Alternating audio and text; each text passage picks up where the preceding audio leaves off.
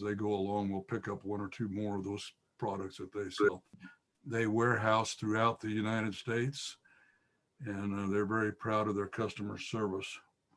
And I'm very pleased to be associated with them now. Yesterday, and I'm just going to do a real brief introduction again from yesterday, just for those that maybe missed it, or just as a reminder. We talked yesterday that we said that integrated pest management would be our topic for today. Well, obviously, I've got an hour. I can't talk about all of these things. And the only thing that we're really interested in is plant health.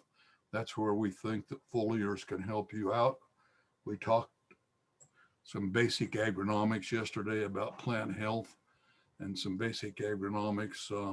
You know, it's interesting. I didn't come to this business through the marketing end of it.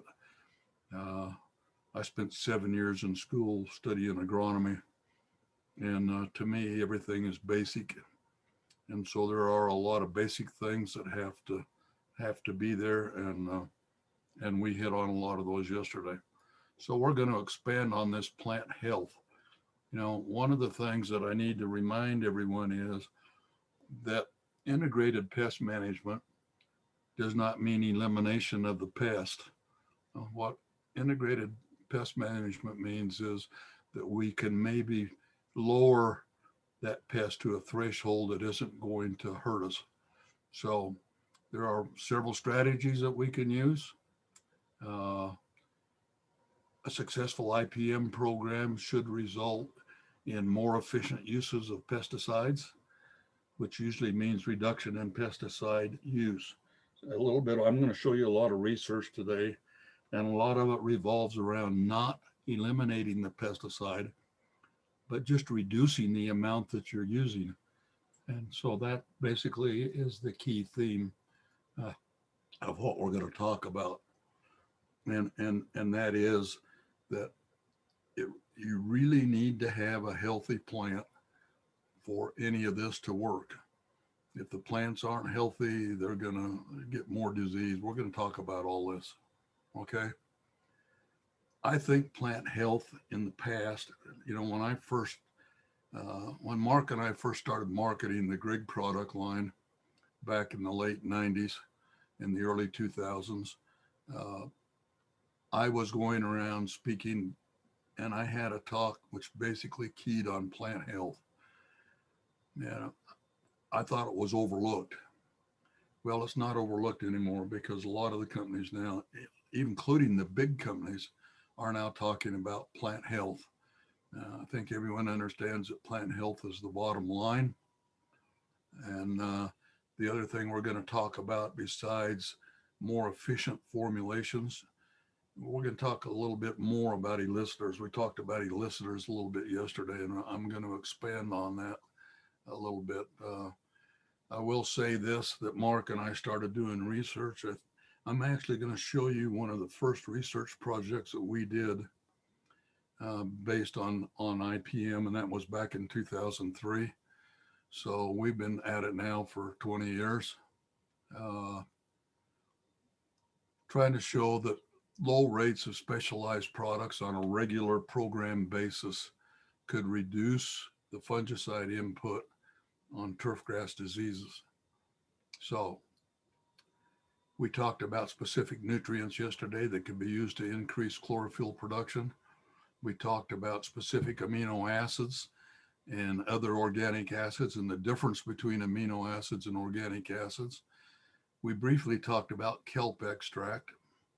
Uh, and I'll tell you, there's a lot of kelp extract and a lot of the different products in the marketplace now because I think we recognize that they're an elicitor of plant health. Phosphites, I talked about a little bit yesterday, they have really exploded on the scene. We came out with our first phosphite product back in 2000, and there was only one other phosphite in our marketplace. There were several in agriculture. Uh, and we talked just briefly about Grigg Brothers coming out with a new product called Turftopia. Uh, what we did was we took a gunshot approach to elicitors. Turftopia has a lot of different elicitors in one formulation, which are all compatible with each other or made to be compatible with each other. So if you're using that product or you start using that product, you're getting a lot of good elicitors in it. We talked about the differences here in amino acids having nitrogen in them, and then in this NH3 group, and the fact that amino acids are organic acids, but not all organic acids are amino acids. And by the way, not all amino acids are natural. Some of them are manufactured. Um, we utilize the ones that are naturally manufactured in the plant. We extract them from the plants. Uh, there are a lot of organic agents in the marketplace being used in foliars. One of the first ones was humic acid. Uh, Humic acids work well in a soil, but they don't work as good as a foliar in a foliar formulation, but they work very well in the soil. Fulvic acids do work well in foliar formulations, and there's some other stuff in here that come from their byproducts of other industries. Let me give you an example. When they do soybean meal from soybeans, there is a liquid protein left over that's being utilized. Same thing in the wood pulp industry. Um, when they manufacture wood pulp, they get a derivative of that. Citric acid is a really good example of that. Uh, the citric acid industry is utilizing citric acid from the citrus industry. Well, citric acid is a good coordination compound, but it doesn't mix very well with other things. So the people that use citric acid, those products tend to only have one nutrient in them. For example, iron citric acid. Iron citric acid is quite common out there, but you can't mix it with many other things because it's not compatible. Kelp extract, which I've mentioned, a lot of products have kelp extract in it. In fact, there's one company out there that totally utilizes kelp extract in their products. Uh, and we have a lot of kelp in some of our products, not all of them, but some of them. Sugar alcohol is a new one that's come into the industry. Brent actually uses some sugar alcohol in some of their products that they make, and amino acids, which primarily the Grigg products are coordinated with amino acids, but all of the amino acids that the Grigg products have are naturally occurring amino acids that are already part of the plant. So the plant can utilize them as an energy source. Not all of them are that way. Uh, there are also some thin synthetic chelates. We didn't mention those yesterday. EDTA was the first one.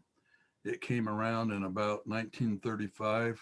It was manufactured in Germany. So it's been used over there for a lot of years. And what they found is that EDTA is still in the soils over there. It is not biodegradable. And they're beginning to worry about what impact it will have on future crops. So most of the new ones are derivatives of EDTA, HEDTA, EGTA. There's lots of new ones out there. I understand Bayer has a new one out. Uh, most of those are being used in agriculture. But what I've found is what's being used in agriculture at some point is brought around and utilized in turf grass. So my take on synthetic chelates are they work very well in the soil. We talked about soil nutrients yesterday and the fact that they needed to be chelated also. And these are being used in the soil compounds and the soil formulations, but they don't work as well in the foliar formulations. So we also visited a little bit about potassium phosphite, and I'm going to talk quite a bit about potassium phosphite today. We've done a lot of research on potassium phosphite. There are other phosphites out there that are being utilized. Alliette, the active ingredient, is aluminum phosphite. There are other types of phosphites out there. Some of them have pesticide regulation, and some of them do not. And one of the things I will talk about is that the phosphite the phosphorus in a phosphite is not utilized by the plant as a nutrient. And we'll show you a little bit of research on that. We talked a little bit about kelp and the fact that that kelp needs to be Escrophyllum nodosum. That's really the only one that has a lot of research behind it and that we know is plant healthy. This one right here. So look for that on the label. Companies that utilize it are proud of it. They pay a lot of money for it. And so they put it on the label. And we talked a little bit about Turftopia and the fact that it is a combination product that has a lot of different elicitors in one product. And I showed you a little bit of new research on that. I won't be redundant and show you that again today, but we have some new research out from Penn State and some new research out from Rutgers that show the efficacy of that Turftopia, especially on abiotic stresses or natural stresses, heat stress, cold weather stress, those types of things. So we reviewed yesterday, I talked about these specific nutrients and how important they were because they are chlorophyll builders. The fact that you're probably getting enough nitrogen, you're probably getting enough sulfur. So you want to make sure that the foliar you're using has iron, manganese, zinc, phosphorus, and magnesium in it. And the Grigg products basically understand that, and everyone has those in it. So starting about 2000, when we were talking about plant health, we coined a term called nutritional IPM, which is basically what we talk about, making the plant healthier. If the plant is healthier, that's what we call nutritional IPM. When we all took our schooling, we learned this thing called a disease triangle. And the disease triangle basically says that if the host plant is susceptible to the disease and the pathogen is present and the environment becomes correct, you will get disease. So it's a three-edged sword, the pathogen, the host, and the environment. Well, the way traditionally that we've always broken up that disease triangle is we've worked on the pathogen. That's what's called a fungicide.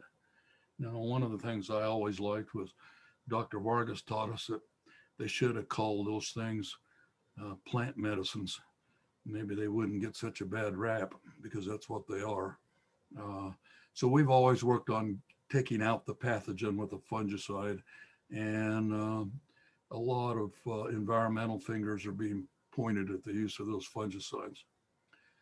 We know that there is things we can do to the environment that will help us. In the mid-south of the United States, a lot of fans are being utilized around the greens to move air because air movement is important. Drainage is being added. I've got a friend that's utilizing this winter to add drainage to her golf course simply because it changes the environment of the golf course. I know a lot of people that remove dew in the morning, whether that's with dew whippers or now there are some things we can spray on there that will take the dew off. A few of us, and I was one of those that used to run the water for just a brief period early in the morning, the water knocked the dew down. Anything we can do to improve the environment will help us with the IPM too. That's part of IPM. Well, what we overlooked over the years was what we could do to the host, the actual turfgrass plants. Well, one of the things that's being done is biological. That is that the plant breeders are trying to breed into these plants some disease resistance, which is helping us a lot. So, but we can help increase the health of that plant by, and we talked yesterday about proper nutrition, utilizing all of the nutrients that are required for plant health, not just some of them. I talked about this yesterday. There's personally too many learned people out there saying that all you need is nitrogen and iron. And in my 7 years of college, I learned there was 14 nutrients that were needed for plant health. So the other thing we talked just a little bit about, and I'll expand on, is these things, elicitors. amino acids, phosphates, and kelp. And those are actually added to foliar nutrition. They're either already in the product or you can add them in the tank mix. Uh, so with this disease triangle in mind, then we're going to talk about a few diseases. I know some of them you get up in your area, and I know everyone is muted, but when I show this picture in a group setting, most people recognize it right away as anthracnose. Anthracnose, if you look really close at this picture, um, anthracnose is a good biological removal of annual bluegrass. Poa annua, it's basically a disease of poa annua, and it will effectively take it out of your mix. Well, if your mix is predominantly annual bluegrass, then that's not a good deal. A couple of other pictures here. I know some people can see them, some can't.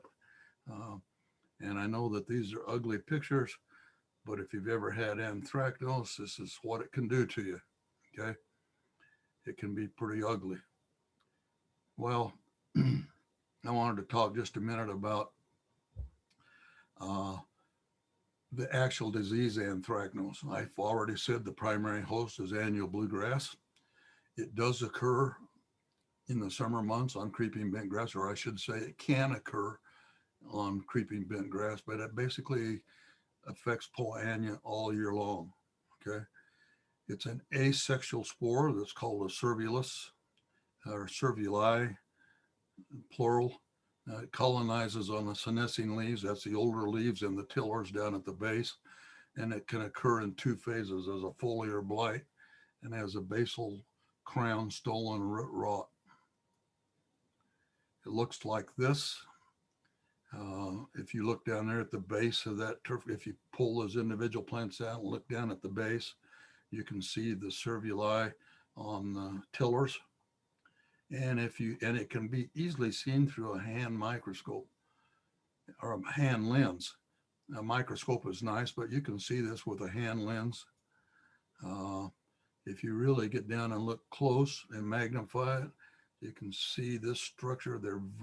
They nothing else looks like anthracnose, so it's not hard to identify. What happens there is the servulus or the servuli uh, rupture and release spores, and then these spores are what spread the infection. Well, back in 2003, right after Grigg come out with PK Plus, we wanted to look at those phosphates in some formulations. So we put it in a test at Rutgers in 2003, and this was a slide that I used in some of my seminars. This has an untreated check, and it has Gary's green on here, and you see the Gary's green plots were the same as the untreated check, but we also mixed some PK Plus with Gary's green. We didn't have Gary's Green Ultra in those days. And you see my little tag on here that says new discovery. Well, that was from 2003. And I was actually on Long Island, and I was doing a seminar on Long Island, and there was 400 people in that audience. And one of those that was on the program was Dr. Clark, who did this research. And somebody else that was in that program was a little guy who was the worked for the New York EPA.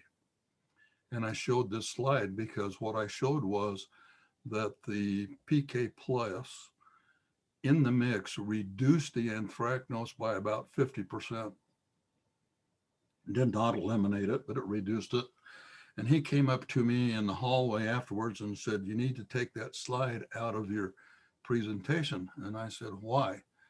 And he said, "Because basically you're making a fungicidal claim and your PK Plus is not a registered fungicide." Well, Dr. Clark was standing there by me and he walked away. I didn't argue with him. He walked away. Dr. Clark come over to me and said, "Let's continue this testing, and I'll tell you what we'll do. We will add some fungicide to the test.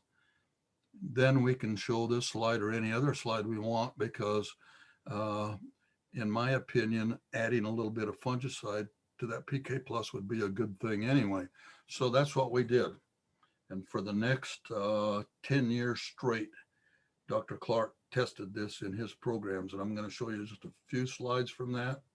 Uh, what we wanted to do, we initiated this in 2004, and he was working on a set of best management practices for control of anthracnose at the time. And at the end of this, I'll show you some other major stuff. So in 2004, what Dr. Clark did was he added a low label rate of Daconil Ultrex to the Grigg program. And there were some other people in this test. You notice there's some other names on here. Echo Guard, had Bannermax. Plant Food was in these tests. It wasn't just Grigg. He was looking for best management practices for anthracnose. So what we found in 2004 was same thing. The blue bar here is the Grigg program alone, and that is Gary's Green and PK Plus mixed.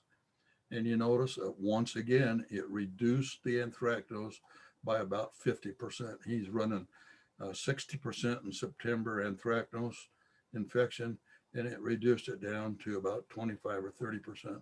So again, it reduced it, but it didn't eliminate it. And when you look at the low labeled rate of Daconil Ultrex alone, that's the purple bar. Daconil Ultrex lowered it about the same rate. It didn't eliminate it. At the higher label rate it may have, but he was using the low label rates in here. So the low label rate, but when you combined, he did a combination where he added the 1.8 ounces of Daconil Ultrex to the Grigg program, and that's that middle bar. That's that pink bar, and it reduced it to below 10%. So we got a synergistic effect where the two, the fungicide and the Grigg program alone reduced it, but the two combined almost eliminated it. So there's a synergistic effect there between PK Plus, which has a lot of phosphite in it. You may be using some other phosphites. If you're not using PK Plus, I would recommend the phosphites. At the end of this, I'll tell you a little bit of difference in the two. So we carried that test over into 2007 again, same test. Once again, you see here, the Daconil Ultrex reduced it from 80% down to 40%. And the PK Plus alone reduced it almost equal amount as the Daconil Ultrex. But when we combined those two, we almost eliminated it. So once again, what he found, and this was the third year in a row, was that putting the low labeled rate of Daconil, and we never went lower than that because we don't want to go below what's on the label. And Daconil is rated low label rate of 1.8 and a high label rate of 3.2. So those programs worked very well. We also, besides disease, looked at quality. And what we saw was looking at quality was almost the same thing. When you combined PK Plus, you got an untreated check here. PK Plus alone, when you combine them, the quality of was much better. Well, actually, it was the best in the test. That green bar at the bottom is PK Plus and Daconil Ultrex, just looking at the quality of the turf. So it not only reduced it, but it changed the quality. We started doing testing again in 2008. He added other fungicides to that. He had Chipco Signature in there. He had Daconil. Actually had a lot of other things in there, but we found the same thing. Now, Chipco Signature, by the way, is aluminum phosphite, so it has phosphite in it. PK Plus is potassium phosphite, and the potassium phosphite with the Daconil Ultrex at the low label rate once again, and you see that E on there, that means it's just as good as the Daconil Ultrex at the high labeled rate or Chipco Signature at the high labeled rate. Chipco Signature at the high level rate. So what we've gained here by putting PK Plus in there, is we've gained the ability to reduce the amount of fungicide in that mix. Now, in some states, that's really important. We've got some states in the northeastern United States. I did a seminar in Maine not too long ago, and I was told up there they can only use so much Daconil a year. They're limited on how much they can use. Not sure what the Canada laws are, but by reducing the amount of Daconil in that mix, that let them stretch their Daconil usage out over the year. So it was important to them. Uh, so this is 2008. Once again, the sum of those two is equal to this. So the two alone weren't as good as the two mixed together.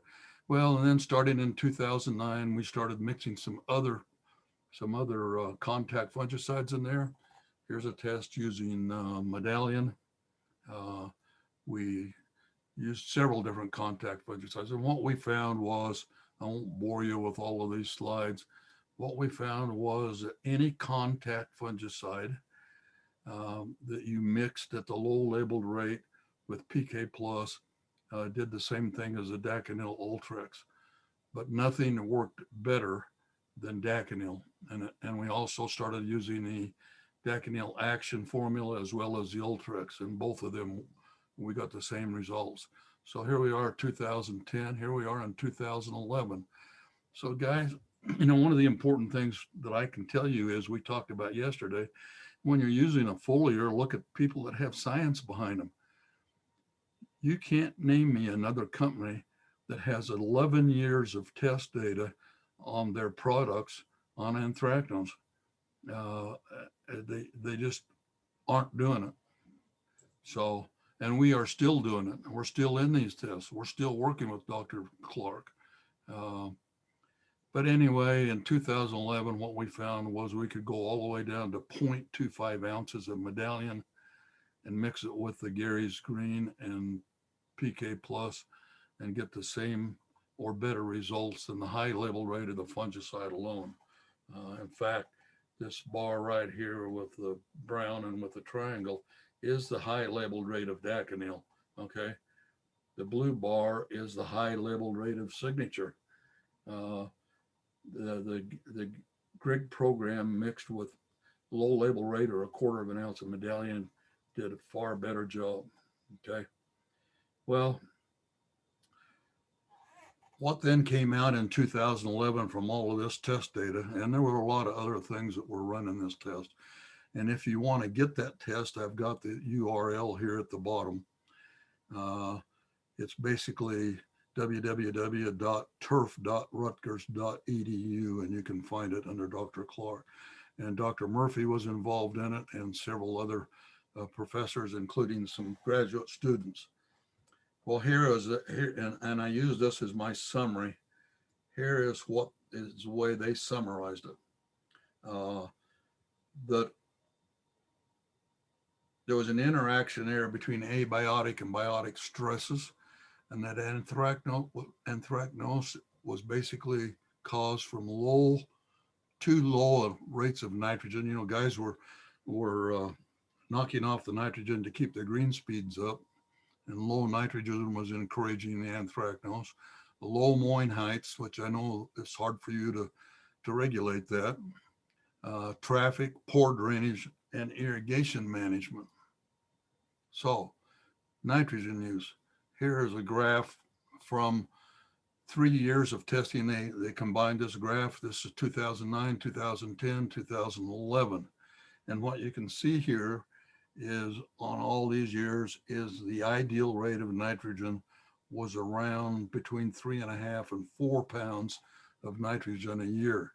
When you used way less than that or eliminated nitrogen, you had a huge increase in anthracnose. And when you use more than that, you had an increase in anthracnose. So they come out with a recommendation that we use around 4 pounds of nitrogen a year on our greens. Okay. What they also found was that late season nitrogen was not as effective as spring application. And they also found and keyed on this that summer spoon feeding at 1/8 of a pound weekly or biweekly was the most effective control of anthracnose. Well, I don't have it on here, but guys, that's a foliar program. That is a foliar program. That's what we recommend is a tenth to an eighth of an ounce of nitrogen.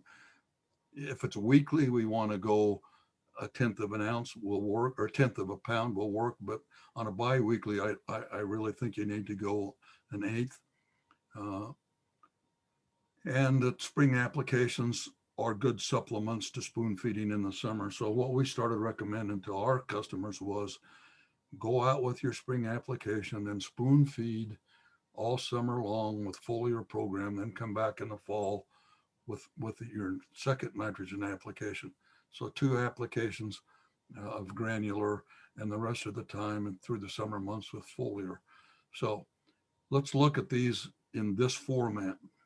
Anthracnose, low nitrogen, low mowing heights, traffic, poor drainage, and poor irrigation management. Now go back to the slides on integrated pest management. Do you see where integrated pest management fits into this scenario? You can change your irrigation management. You can change your drainage problems. You can work on eliminating traffic.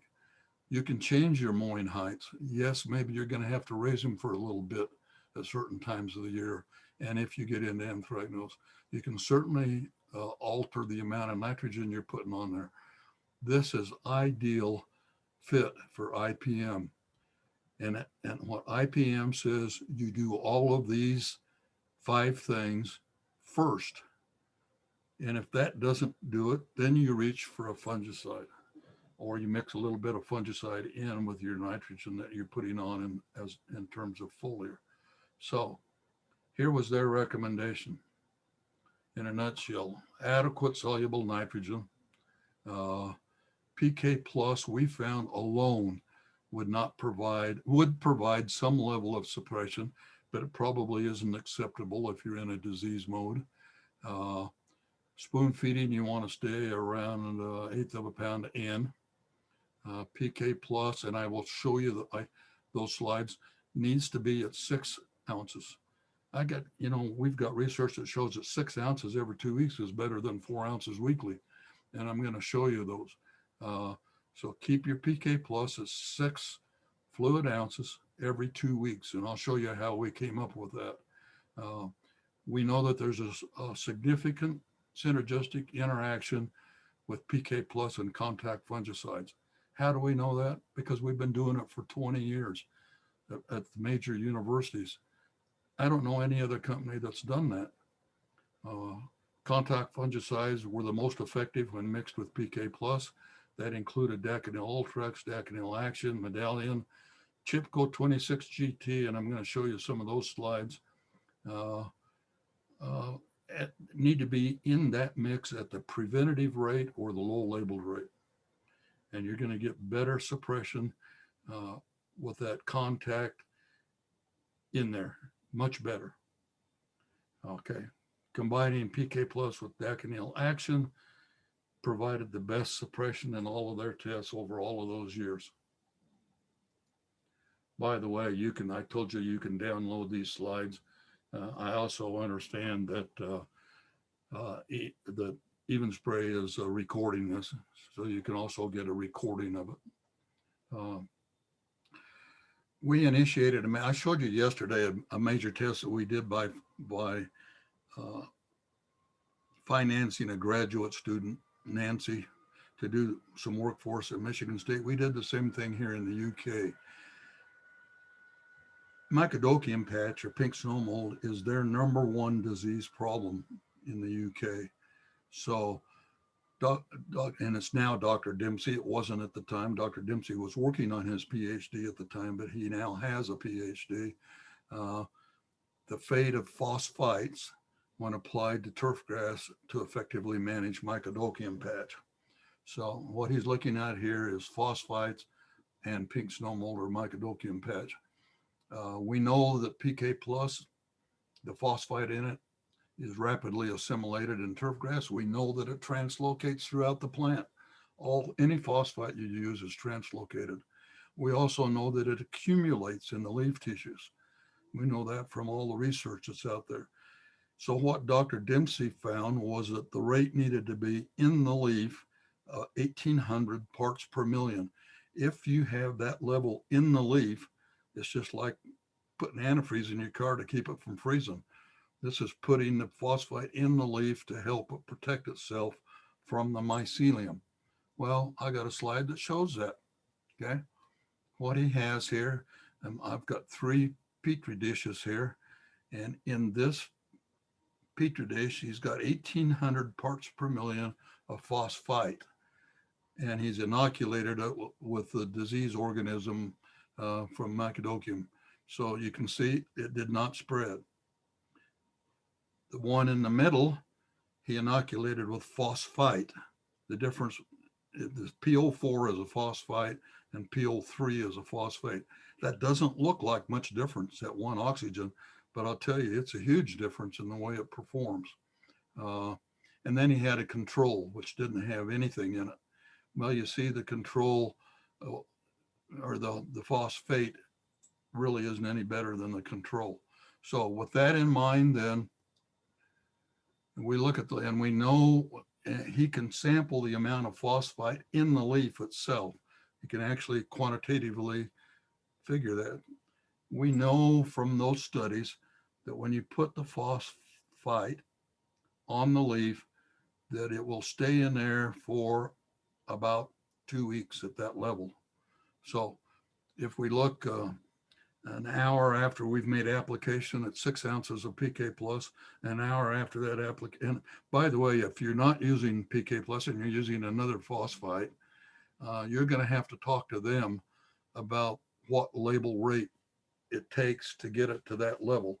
Probably they know this, and probably they have that figured out. So stick with the recommendation, and our recommendation is 6 ounces every 2 weeks. Well, you see here that 6 ounces after 1 hour, that leaf is above the 1,800 parts per million, and it stays above that level for a little over 2 weeks.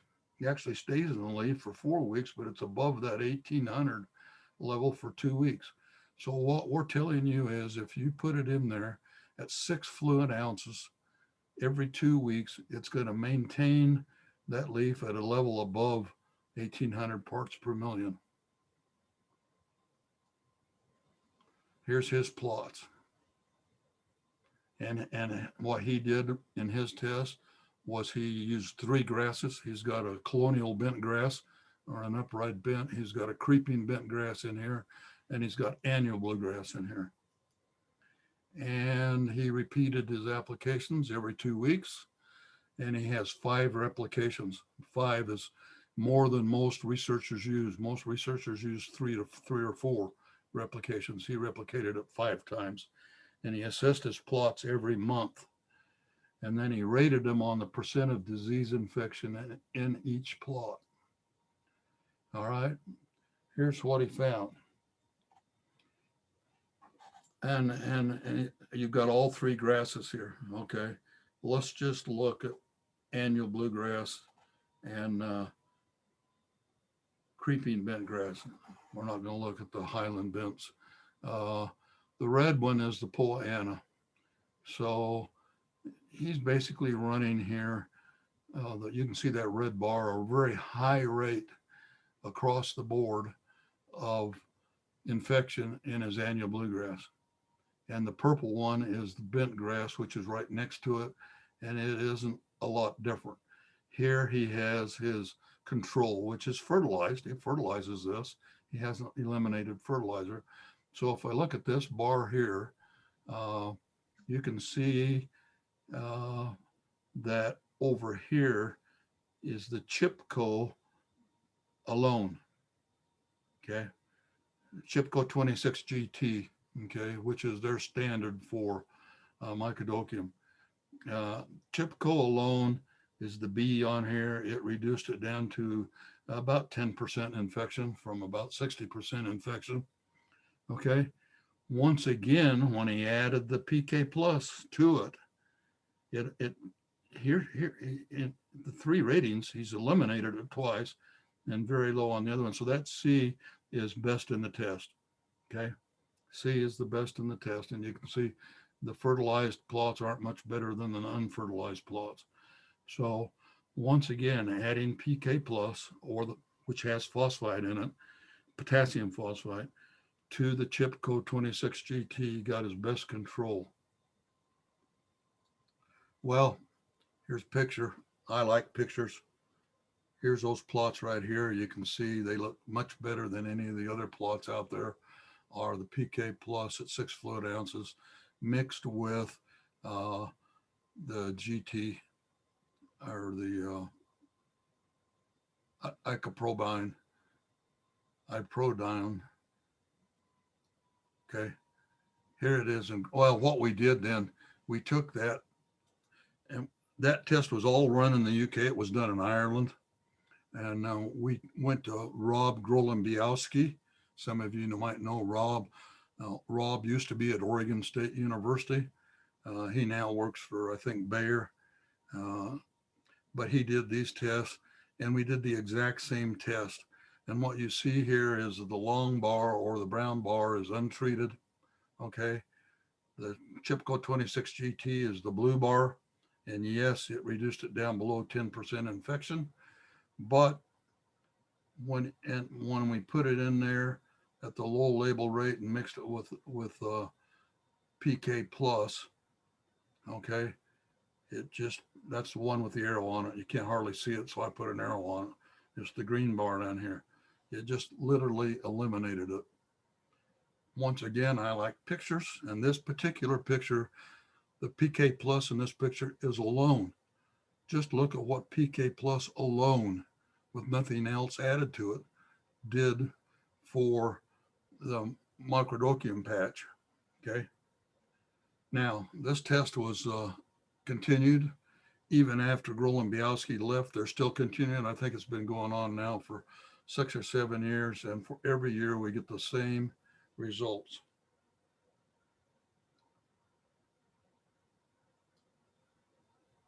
So we also looked at it in 2005 and 6 at Virginia Tech University with Dr. Irwin, because we know that the phosphites were being utilized as an effective control for pythium.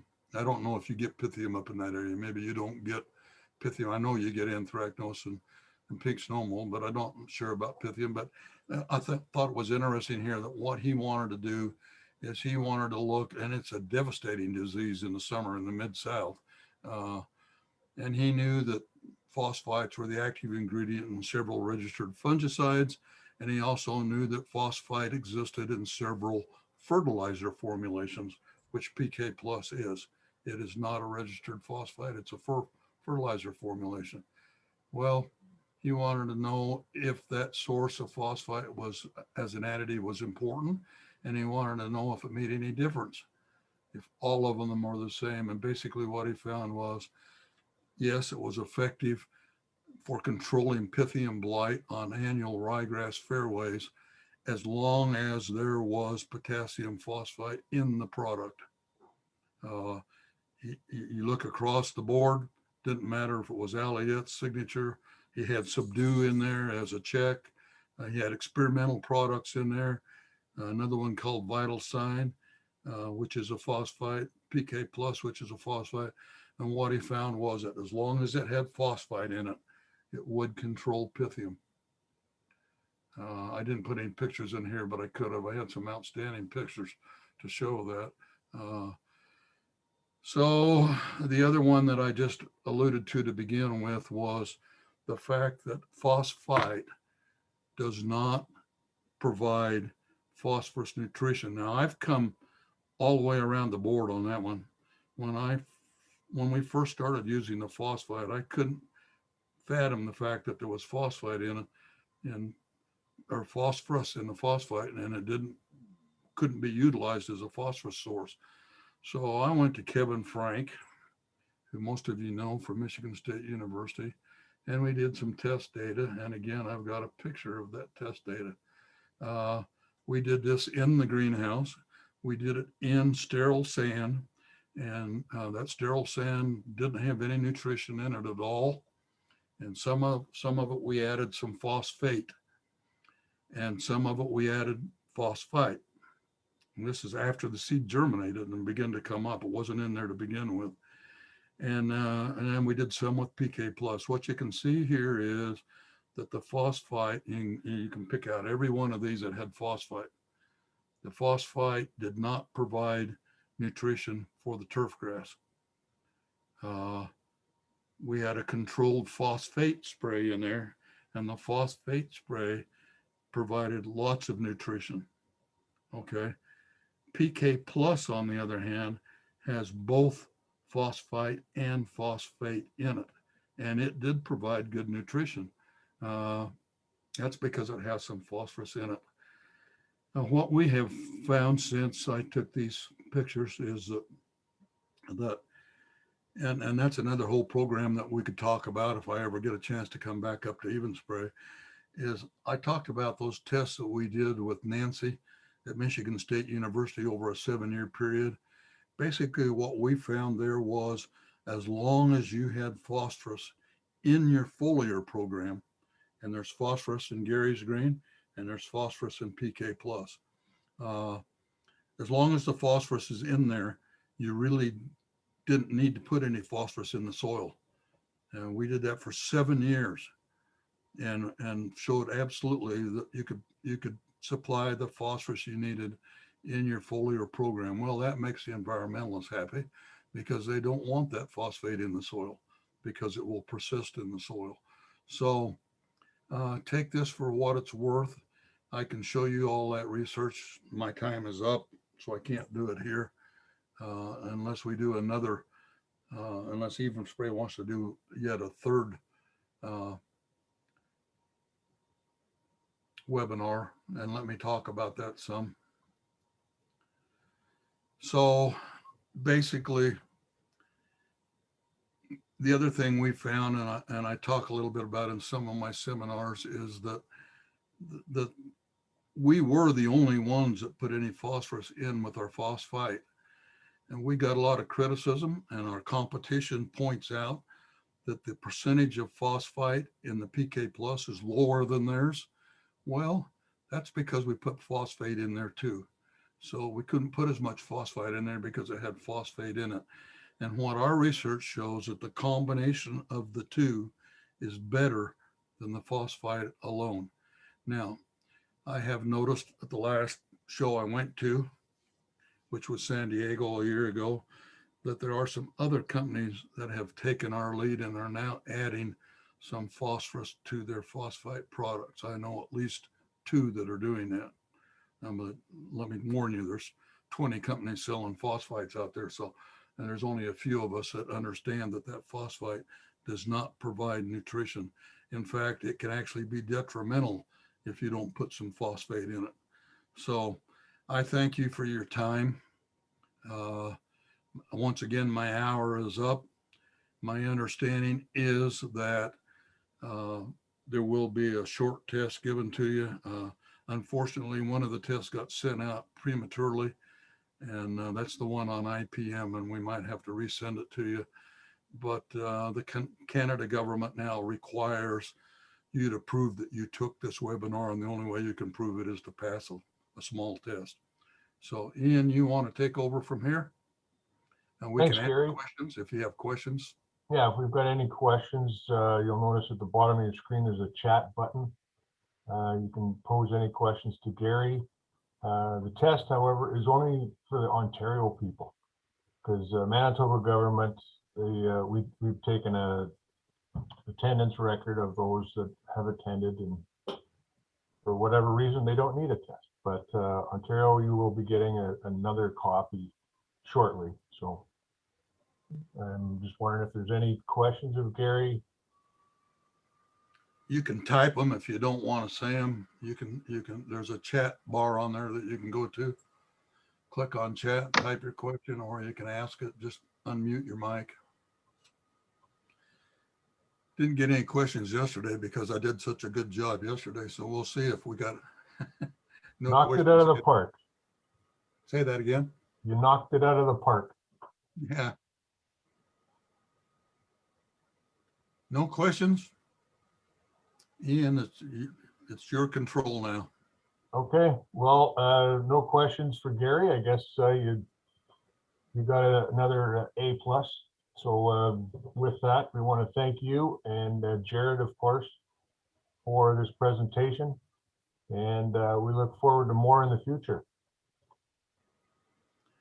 You know what we've never done, and what I would like is we've never done a survey of a distributor to see what they think of my presentations. I'd like to know what you think of my presentation. So I wouldn't mind having some feedback, Ian, if you get some, pass it on to me. We will do that, sir. Need to know that what we're doing is worthwhile. I'd rather come and do it in person.